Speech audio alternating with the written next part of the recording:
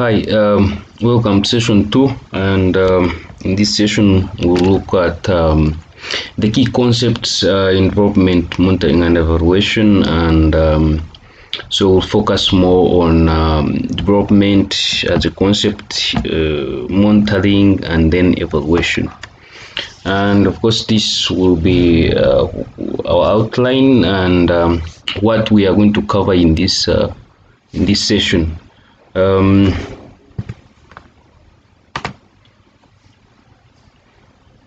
So we'll look at development as a concept, uh, although we will not go deep into it, but we'll look at what it means in simple ways. We'll look at monitoring and evaluation as key concepts for this module, and we shall look at why we need to do monitoring and evaluation for development, and then some of the principles for monitoring and evaluation. So let's begin with development, what it is. Of course, development has no universal definition. There is no single definition of development, and the historical understanding of development, of course, stems from 1940s, 50s, and 60s onwards, because the development thinking has been changing over time. After World War II, there was this plan of the developed countries, by then the US, trying to help the developing countries to get back their feet and be better. The president of the US by then, President Roosevelt, developed what they called the Marshall Plan, and the Marshall Plan aimed at helping the European countries that had been devastated by the World War II, and therefore that's how the concept of development began and started developing from then. But of course, by then the most predominant theory was modernization theory, and therefore focused on development from an economic growth or economic development aspect. And most of the influential scholars by then were, of course, the economists. So they were relying on classical economic theories to help them in development processes. But since then, it has been changing over time, and therefore it can be understood and explained in a number of ways. So, of course, we all have different thoughts about what development is, how it operates, what it does, and its ultimate goals.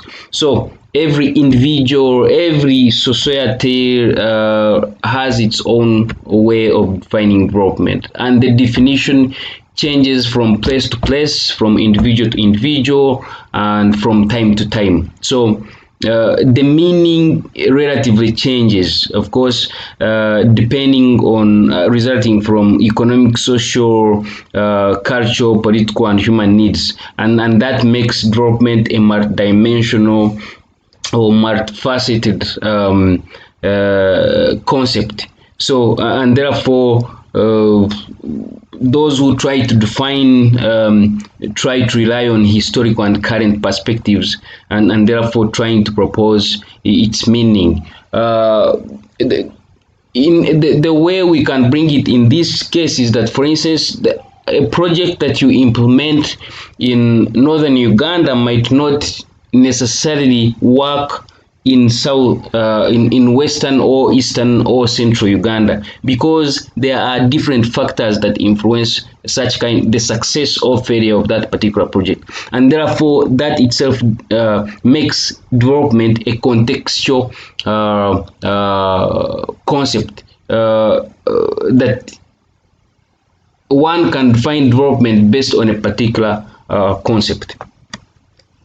So it has many meanings, and the meaning a particular person attaches to the term depends on the subjective view, and that's what I just talked about, making it conceptual. And it's not only a product of individuals' perspectives, but also, of course, the particular period of time when the word is being uttered. And that's what I talked about, that development, definition of development as a concept changes from time to time, from place to place, and from individual to individual.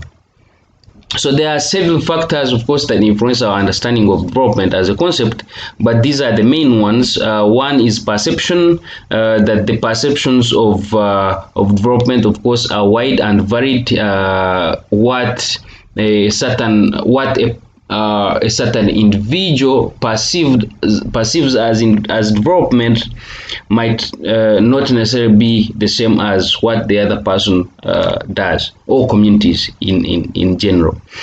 Of course, also the values and beliefs significantly, of course, influence what development is, because development in one way or the other can be defined based on someone's beliefs and values, and of course that results from our cultural values. So culture definitely has a way of defining our has a way of influencing how we define our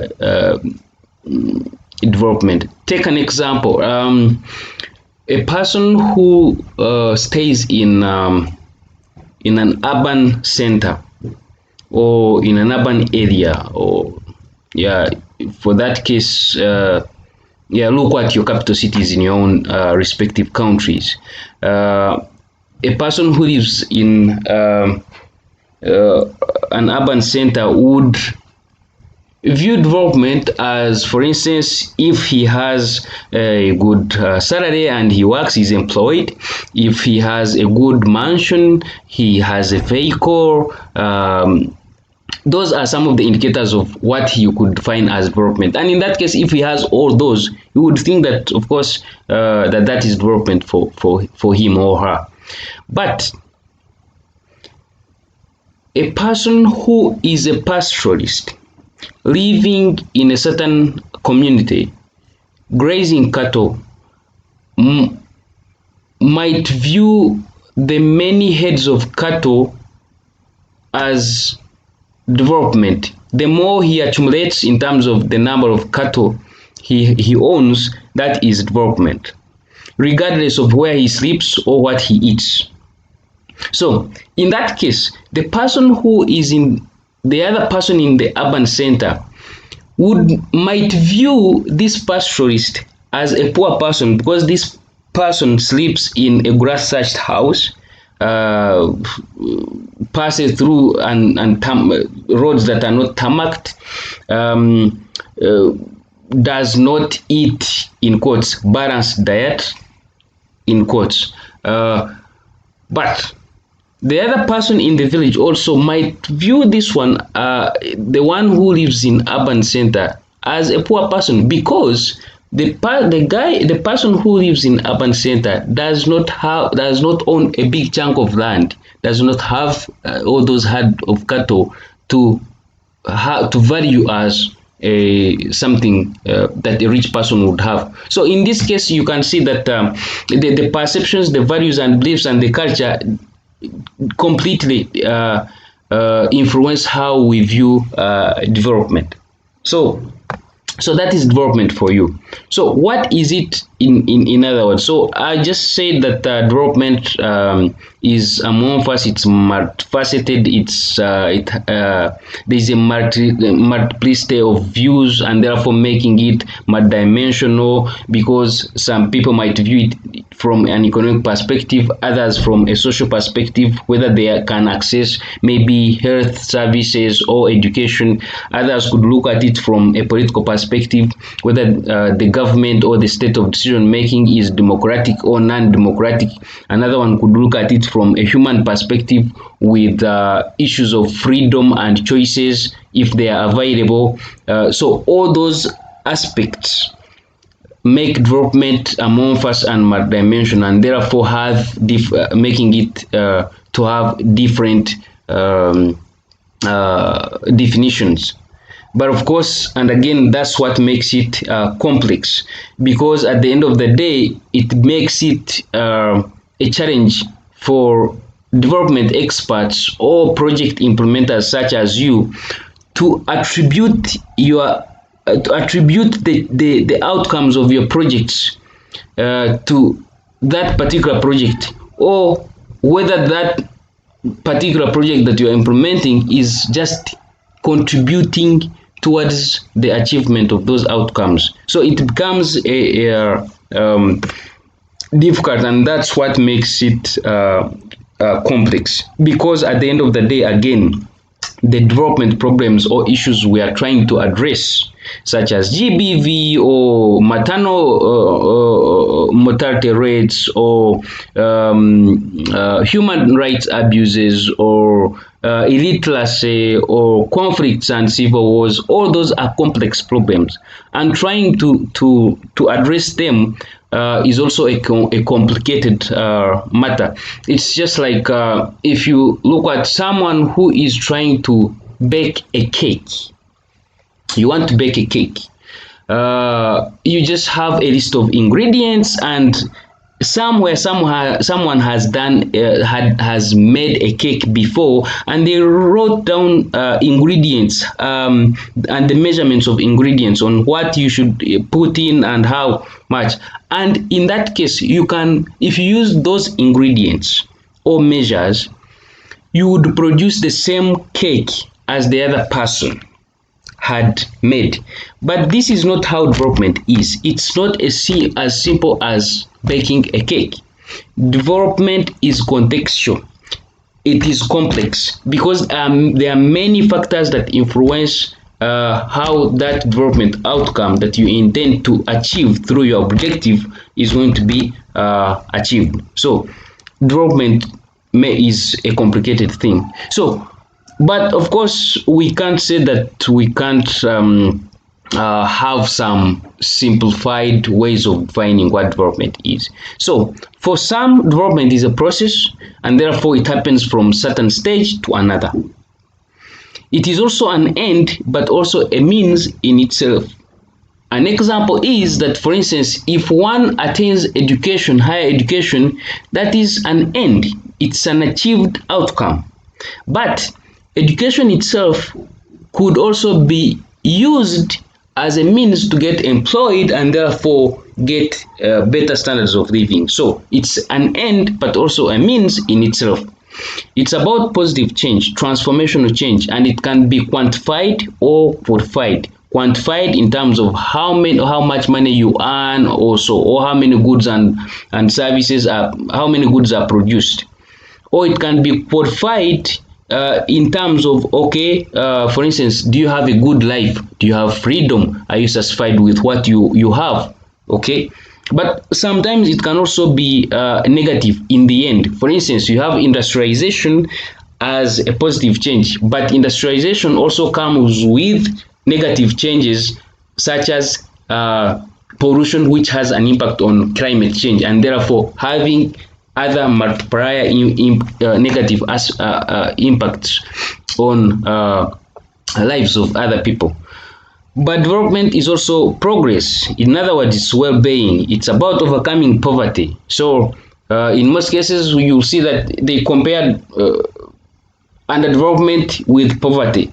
Where there is development, then there is limited poverty, or there is no poverty. So the more you reduce poverty, the more you can find that you are achieving development.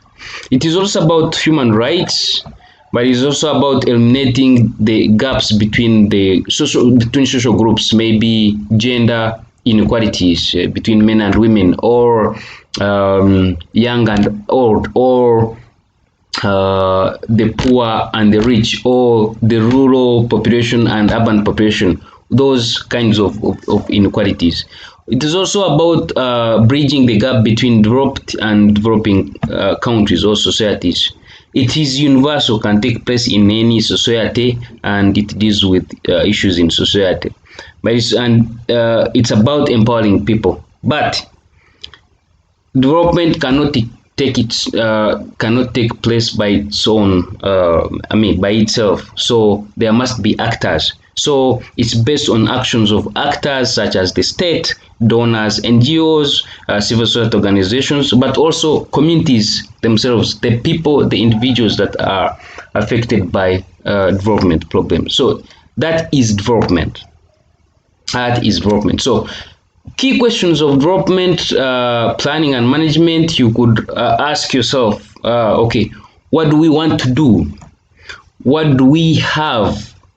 How do we then use what we have to get what we want? Okay. In that case, you're looking at the resources. What will happen when we undertake the activities? In other words, you're talking about what kind of outputs, outcomes, or that we want to achieve, or impact that we want to create in communities. When do we get there? So the time frame. Okay. And alternative questions that you could ask yourself is where are we? Where do we want to go? How do we want to get there? What happens as we carry out some focused activities? So think about, let's say you want to take a journey from your rural area to a city. So you ask yourself, okay, where am I? You're at home. Then how do I get there? Do I take a plane? Do I take a train? Do I take a bus? Do I take a taxi? Do I walk? Do I use a bike? Okay. What do I have? Do I have money? How much money do I need to spend to get to the city from my home in the rural area? What do I want to achieve when I get there? Okay, all those are questions, and that is how development also can be planned and managed. And in this case, it can be planned or managed through projects or policies or any other interventions in general. Okay, you're going to cover this more in the modular for a module for development planning. Okay, and that is the same reason why I didn't go much deep into what development is, because you are going to cover that in the module foundations to development, where we talk about theories of development and approaches to development. And one of the approaches, of course, some of the approaches are community projects or policies and so on. Okay, so all those relate to this, and these are some of the basic questions that one may ask themselves when they are planning any development activity. Okay, so development can be successful or it can fail, but of course development goals can be achieved through interventions, and interventions can be in terms of projects, policies, or other activities, as I just said earlier.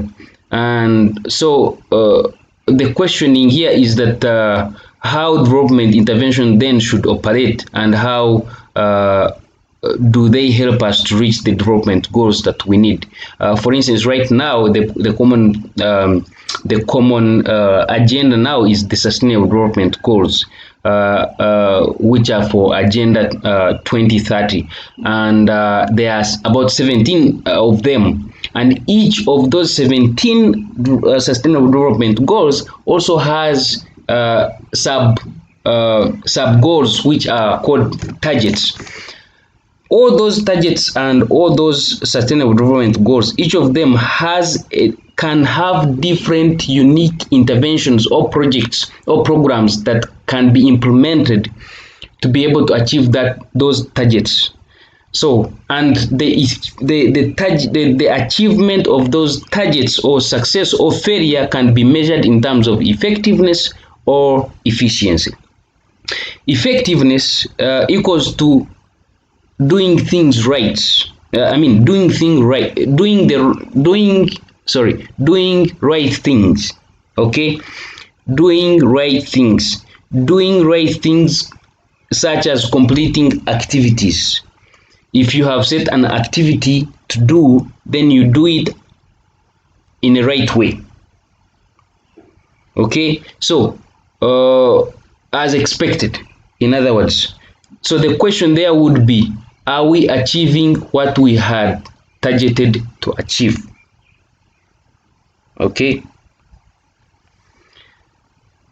efficiency has to do with doing things right, doing things optimally.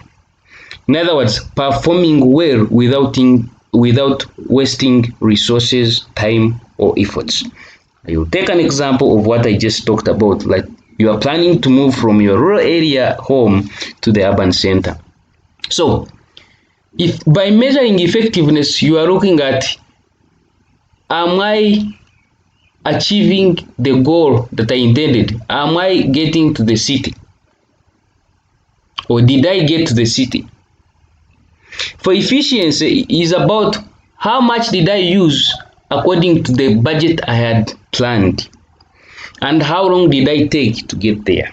Okay, so using a typical example, if you say you want to empower women to economically to be able to increase on their individual income, okay, income per capita.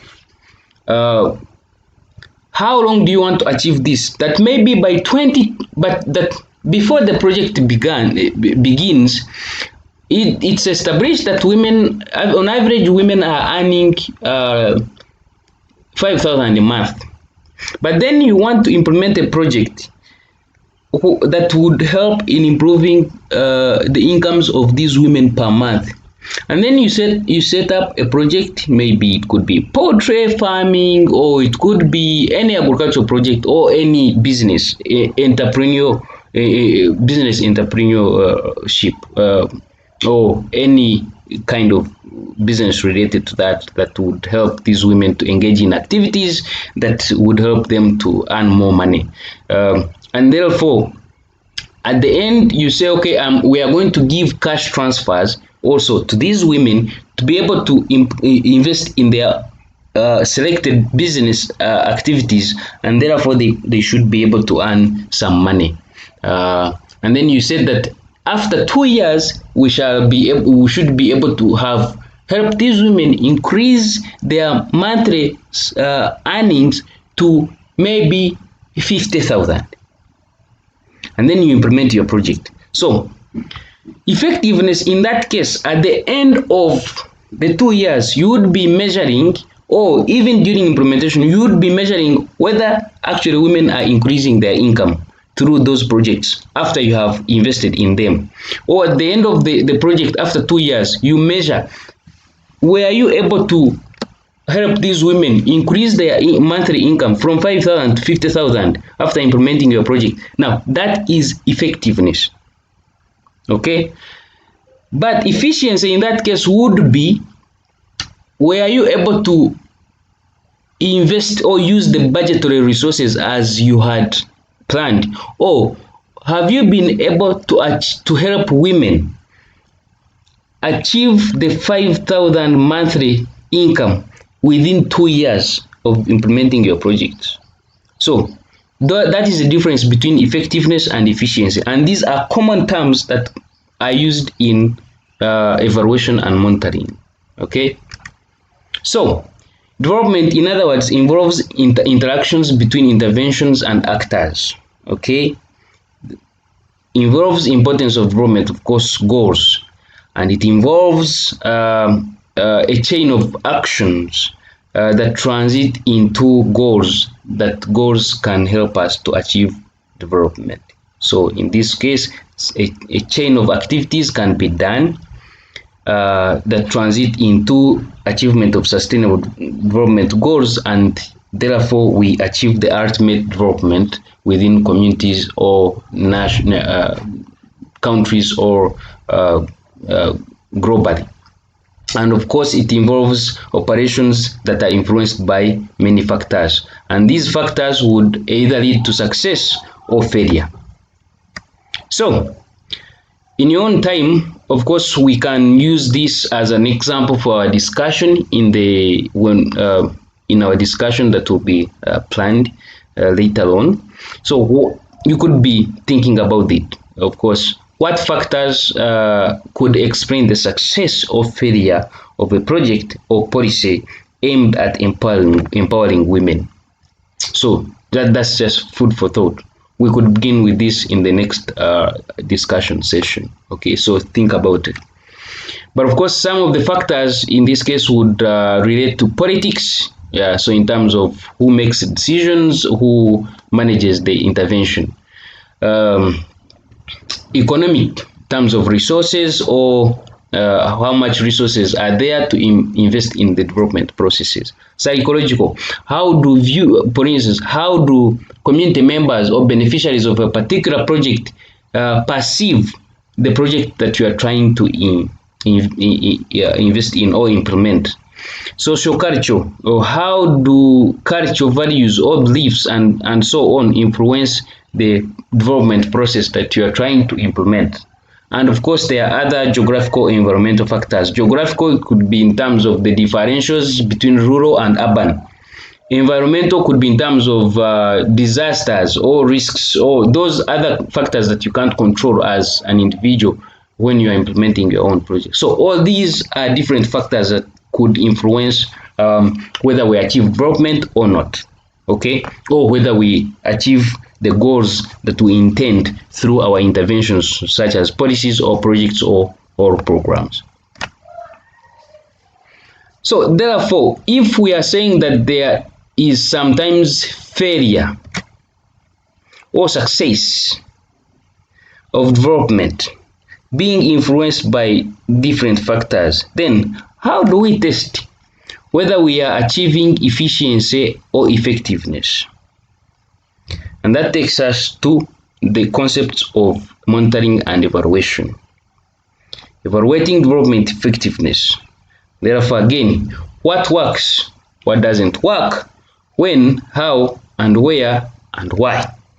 All these are key basic questions that we ask ourselves when we are testing whether we are achieving uh, effectiveness or efficiency, or whether our project is failing or succeeding.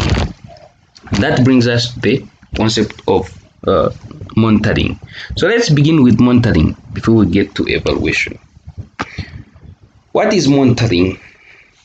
Monitoring is basically or commonly defined as an ongoing, or it's systematic or continuous, and therefore it happens regularly. Ongoing process by which stakeholders obtain regular feedback on, of course, the progress being made towards achieving their goals or objectives. Okay, so the progress being made towards achieving effectiveness, if I may put it that way. So it's about reviewing progress made in implementing activities or actions. In other words, we are talking about measuring performance of project.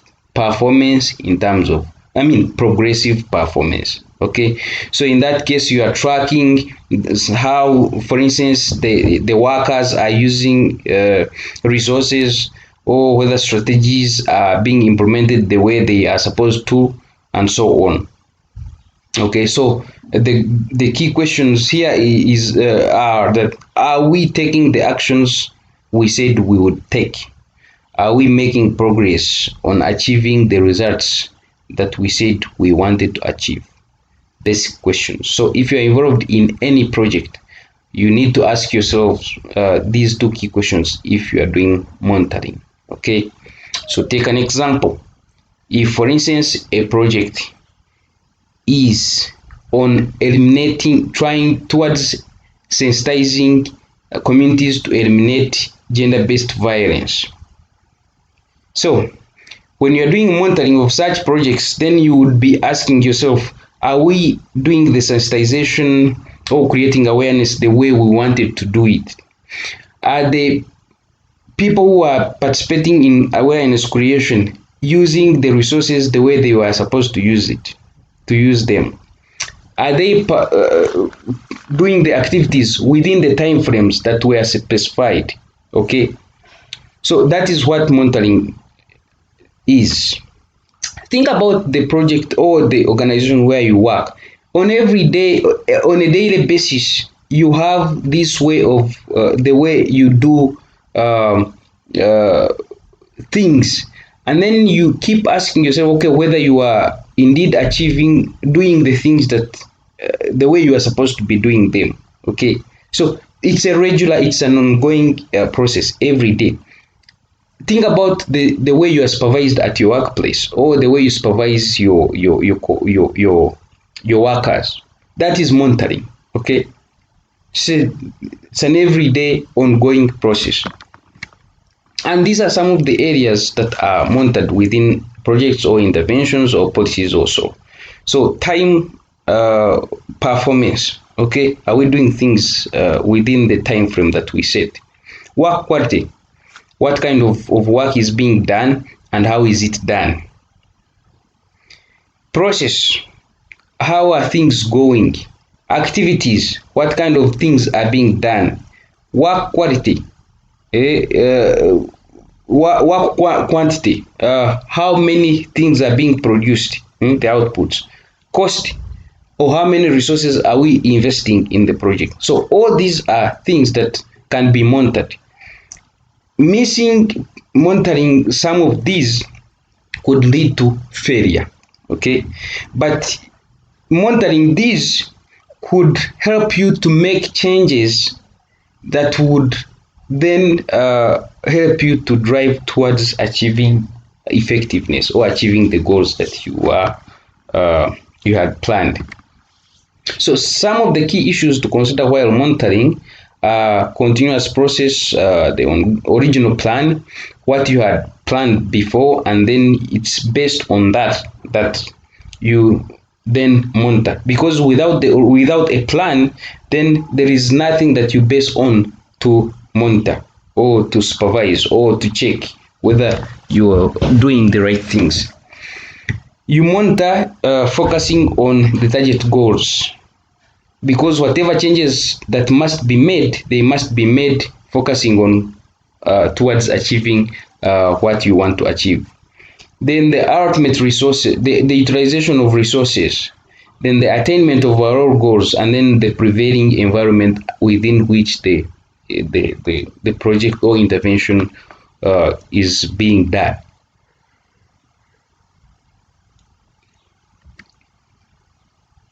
So monitoring, in other words, tracks. So this is the question of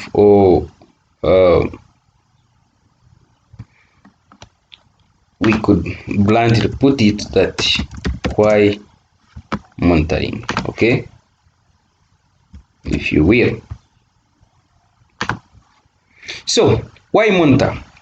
We monitor to track inputs and outputs, and the inputs are the resources that you invest in, time, money, and everything. The outputs are the immediate results of an interaction between activities and inputs. So you have your budget, you use your budget to implement the activities, and the result of a combination of your activities and inputs are the outputs. Okay, so monitoring tracks the inputs and outputs and compares them according to what had been planned before the implementation. Monitoring identifies and addresses problems, because during implementation there are always, of course, changes, things that had not been planned for.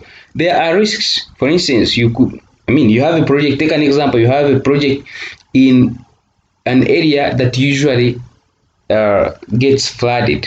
Okay, so that is a problem. It could happen during the implementation. So regular monitoring helps you to address those problems. Okay, it helps you to identify maybe issues of lack of transparency or accountability, and then you address those problems before they get out of hand. So monitoring helps you to do that. Okay, this is why I told you that, for instance, yeah, development, we plan development, but this is based on theories. Okay, but when we get into practice, we face the true reality, and then reality is full of surprises, risks, problems, and so on that we had not even planned or forecasted. So in that case, monitoring helps you to identify those and uh, address them. It ensures effective use of resources. and therefore that of course leads to accountability. It ensures quality and learning to improve activities and services, strengthens accountability. I just talked about that, and of course it can be used as a program or project or intervention management tool. Okay, so in your discussion you could ask yourself, okay, what would be the factors that may affect success or failure of monitoring? Think about any project that you're involved in, that you have ever been involved in. What are some of the factors that would affect monitoring or progressive or regular assessment of your projects? Could be administrative support. Maybe the administration is not into monitoring activities. Maybe does not allocate resources for you to do your monitoring processes well. It could be that the people who are supposed to do monitoring and evaluation are not knowledgeable or skilled about monitoring, and that could hinder the monitoring process. Could be external factors such as disasters. Those could negatively affect monitoring. Time factor could be that maybe you have you have limited time, or could be that you have extra time according to how the activities are going. It could be poor preparedness, that maybe there was no any plan and therefore you are not basing your monitoring on any plan. Could be the strength of M&E system or plan.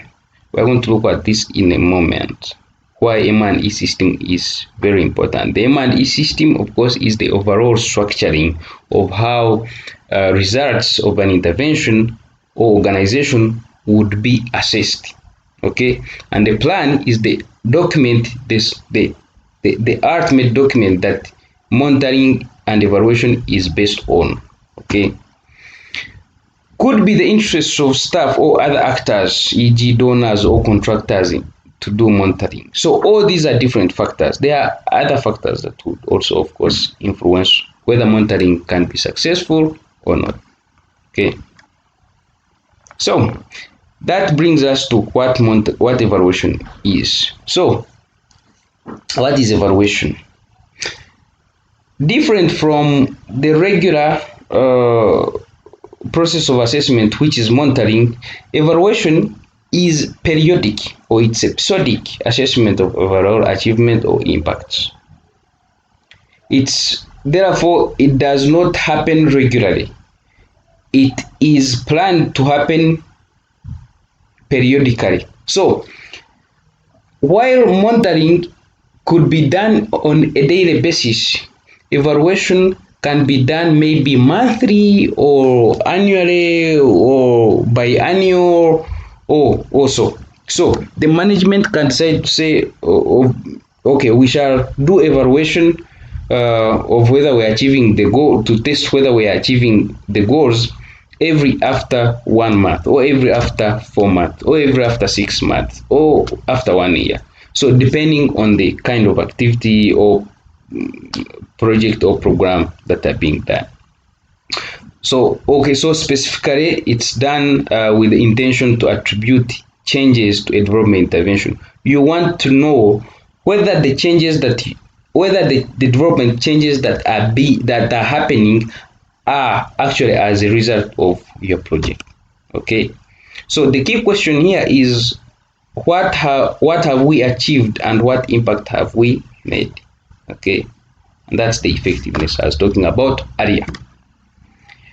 Evaluation can be done at the actor level, it can be done at projects, it can be done at programs, it can be done at policies, it can be done at national level, it can be done cross national comparisons. But of course, under each of the above levels, evaluation of course applies, and it is done by different categories of people. But these are not types of evaluation. These are levels of evaluation, or where evaluation can be done. At what levels can it be done? But there are types of evaluation, such as formative evaluation, which is done before implementation to check maybe whether the project will be successful or not, whether it is appropriate that context or not, whether it is accepted by the people, the beneficiaries, or other stakeholders. There is process evaluation, which is done during implementation. Okay, during the implementation, you can evaluate the activities. There is output evaluation, which does evaluation of results that are directly produced from the combination, from the interaction between inputs and activities, or the resources and activities. But you can also do evaluation of outcomes to look at the intermediate uh, results that are coming out of utilization of the outputs that you have produced. There is also economic evaluation, where you do evaluate costs versus benefits. So, for instance, cost benefit or cost effective analysis. There is also impact evaluation, which is done at the end to check maybe, for instance, sustainability of the results that you got. But you can also do a meta evaluation, which is usually done to evaluate evaluations. Okay, and of course there's theory driven evaluation or realist evaluation. We are going to look at this with time, okay, in other sessions. I mean, there are other ways of categorizing evaluation in projects. For some, they can call formative evaluation ex ante evaluation, which is done before. Others can look at process evaluation, term it as midterm evaluation.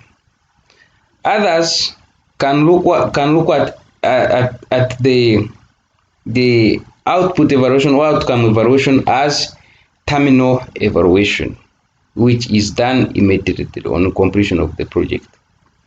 Or some can call it summative evaluation. Others can term impact evaluation as ex post evaluation, or after implementation or after termination of the project. And others have, of course, again, we have impact evaluation. So all these are different ways of timing evaluation, depending on the timing, if you have realized that. Okay, so the terminology or categorization or typology of any type of evaluation can be based on the timing. Remember, evaluation is periodic. Okay, so if it is periodic, it means periodic has to do with time. So the periodic or timing helps in defining what kind of evaluation we is done. Okay, so when should evaluation be done? Again, timing, periodic, timing. Okay, ex ante evaluation, before implementation you can do evaluation, during implementation you can do evaluation, at the end of the project you can do evaluation, after the project you can do evaluation. All those are ways of doing evaluation, but again, remember, periodic, and you're assessing whether you're achieving the intended goals or objectives. Okay, now there is a criteria for development evaluation, and in most cases there are six ways of the six aspects of the criteria for evaluating development. And there is relevancy. You can do evaluation to measure coherence,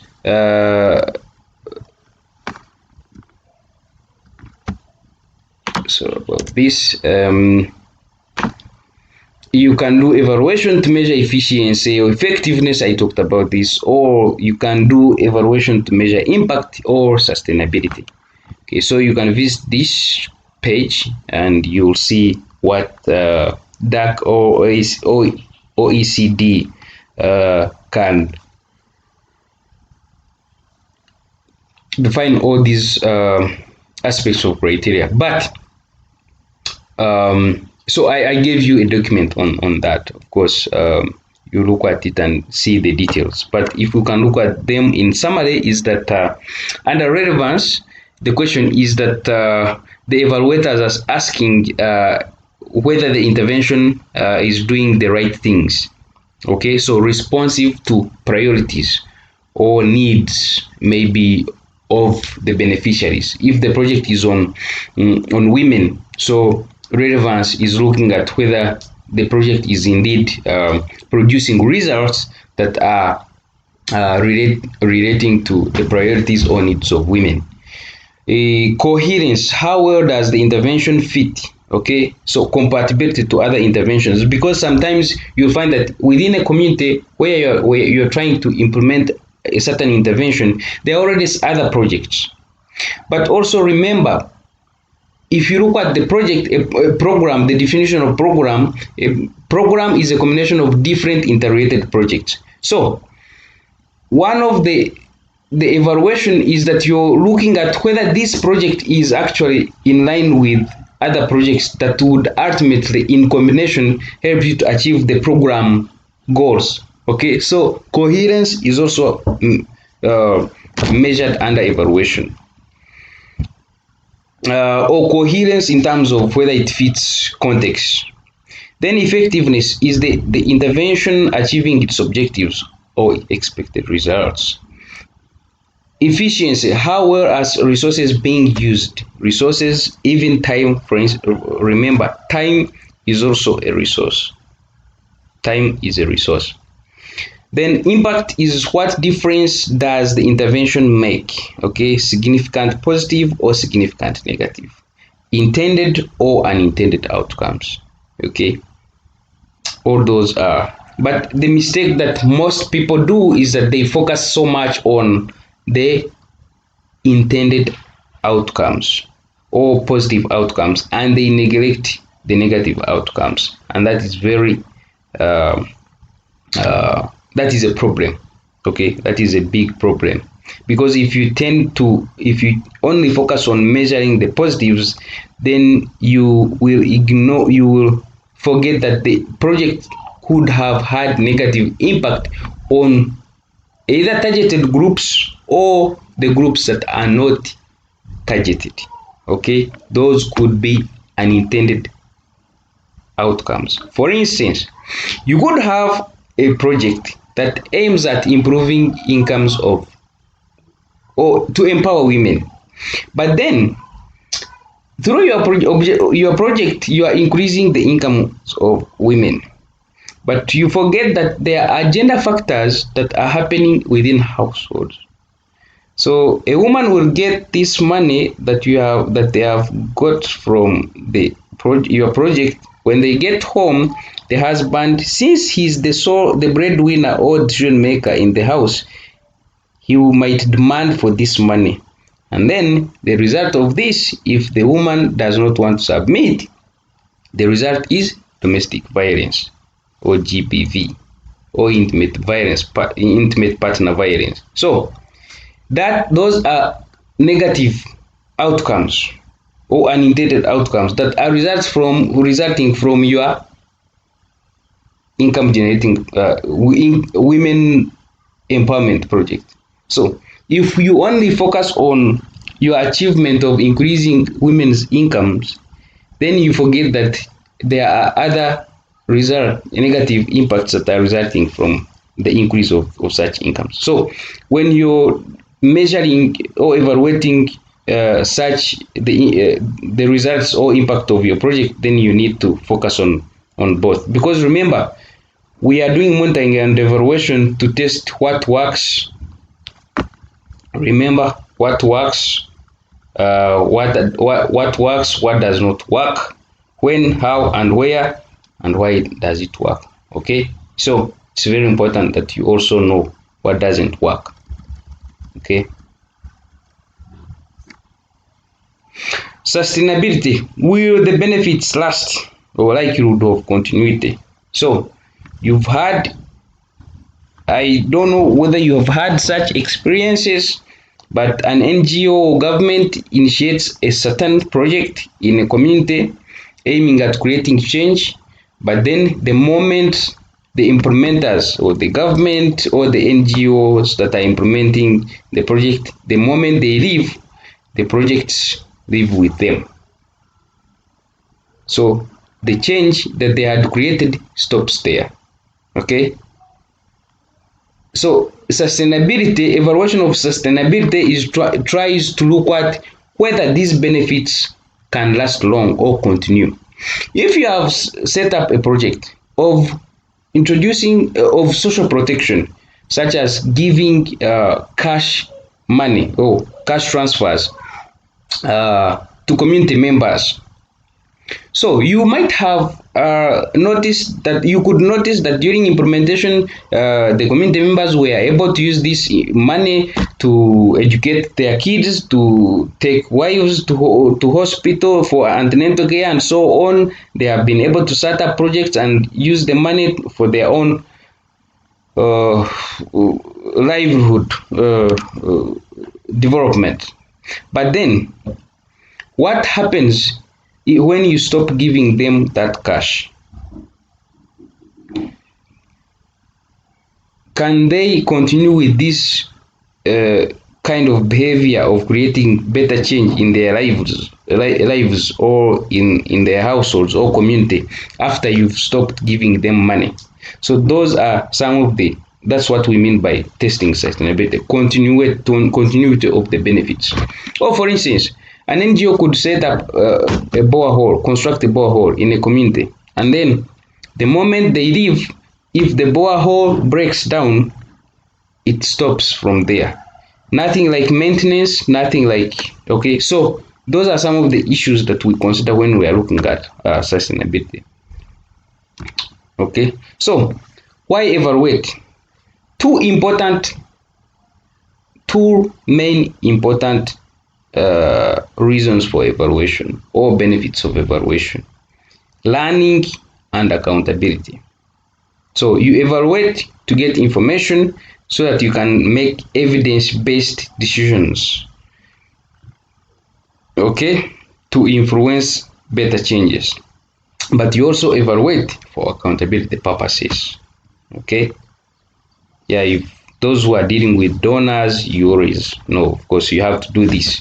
You have to write reports showing how you've been able to use the money you are given, but also to show that there are actually changes that are being made, or to get information to learn where mistakes were made and what better ways of doing it.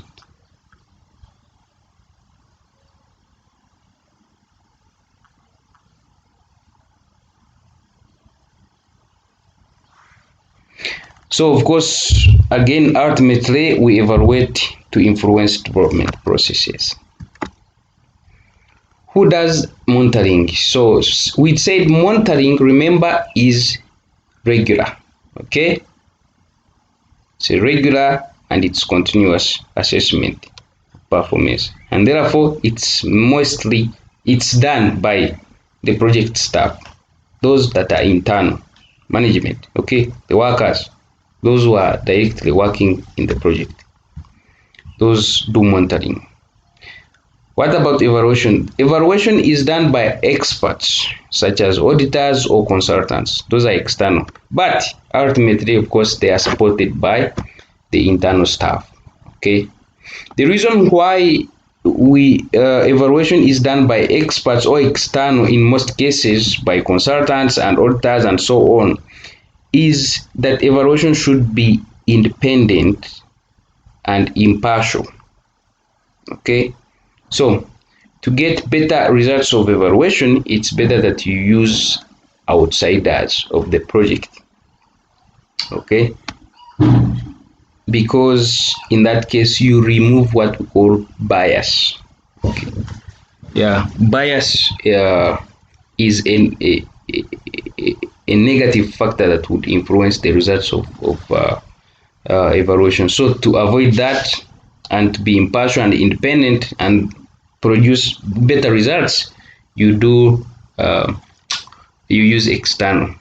Of course, one would then ask, okay, then what if I am a consultant, but then the project management tells me, or the government officials tell me what I should report in the in my evaluation report. Of course, those are some of other factors that are unfortunately happening when it comes to evaluation, especially when you're evaluating public uh, projects. Why should we do evaluation? Improve performance, enhance accountability, promote communication, promote learning and empowerment, inform decision making. I just talked about that. Okay, so it's very, very important. Measure progress, identify strengths and weaknesses of implementation, effectiveness, determine costs that are incurred, and so on. And of course, get information for knowledge and insights. Okay.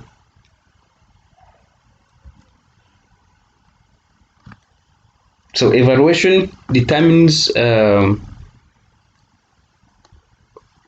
program effectiveness, shows impact, and of course promotes replication of successful interventions in other areas.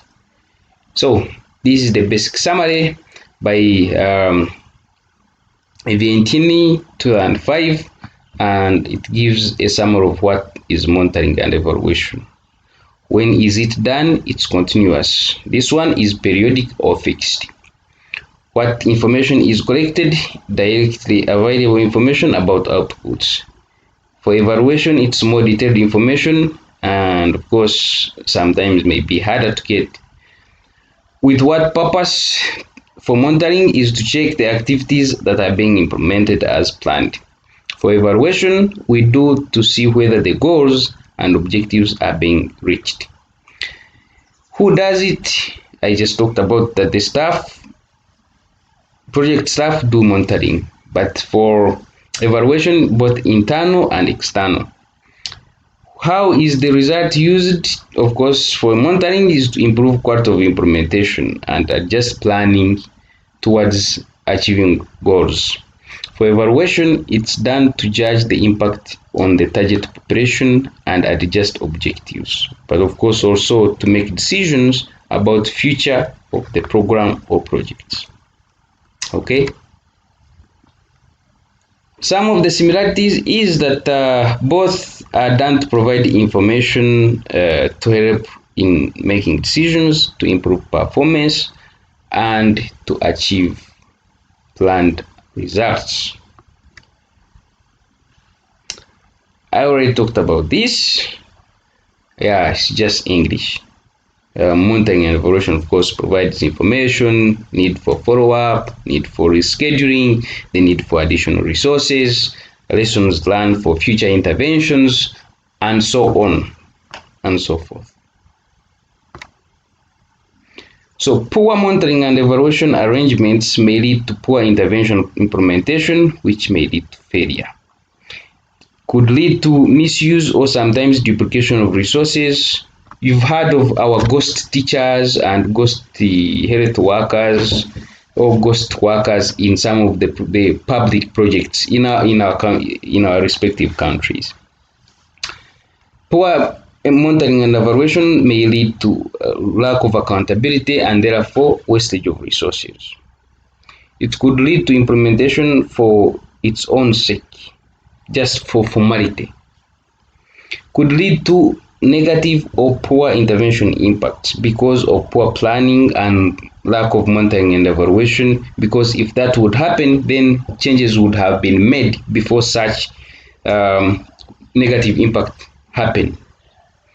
Irrelevant or poor acceptability of projects.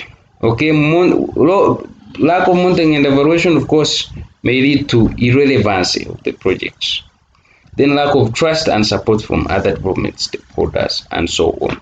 And therefore, to have better monitoring M&E arrangements, we need what we call monitoring and evaluation system. Okay.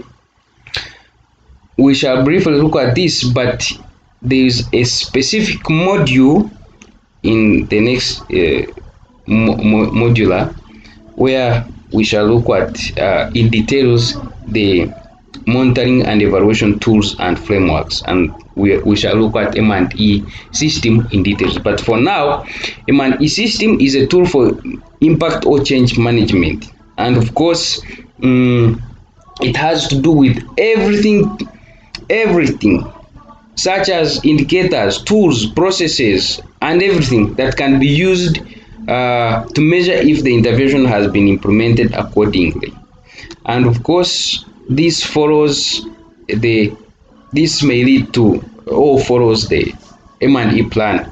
And M&E plan is a document that spells out how systematic or objective uh, monitoring and evaluation would be done. And this plan can be derived from, for instance, other tools such as logical framework, which is a planning tool. So we are going to look at this in session 6, dubbed planning effective evaluation. But a good monitoring and evaluation system will help in clarifying what impact of the project is expected, or how to decide on your progress and impact assessment, how to gather and analyze M&E information and use it, how, and of course it will help in explaining the reasons for success and failure. So you need it and you have to use it. So if your organization does not have M&E system, that organization might be doomed, or your project. Okay, so you need to see that you have M&E system and you have M&E plan. Without those, you can't do an effective M&E for your intervention or program or policy or your organization. So it's very important to get a summary of what we've just talked about. Please visit these YouTube videos, and of course they will be embedded in your Moodle page. Yeah, and that's it. Thank you.